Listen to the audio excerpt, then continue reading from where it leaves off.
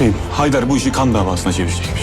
Ne diyorsun lan sen? Ne kan davası? Kana kan istiyormuş. Kızımın, torunumun kılına zarar gelirse sizi yaşatmam. Baba! Sen benim çocuğumuzun önüne söz verirsin. Seni korumak için yaptım değil mi? Bir babası olarak kabul etmiyorum.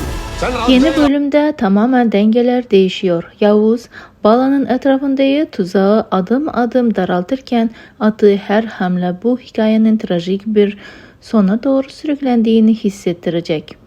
Cemo'yu kurtarmak için Bala kendi hayatını hiçe sayarak Yavuz'un yanında kalmayı kabul eder ve izleyiciyi derinden etkileyen büyük bir fedakarlığa imza atıyor. Ancak Yavuz'un kontrolünden kurtulmaya çalıştıkça kader onun için son bir veda olabilecek karanlık bir yolu hazırlıyordur. Öte yandan Hazar'ın Melis üzerindeki manipülasyonu Devran ve Yusuf'un bile durduramayacağı bir zincirleme etki yaratıyor.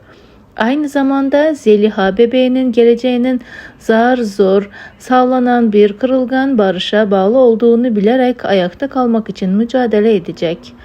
Haşmet ise mahalle baskınının etkisiyle yavaş yavaş değişirken Yusuf ve Zeliha'ya nadir de olsa bir umut ışığı sunuyor.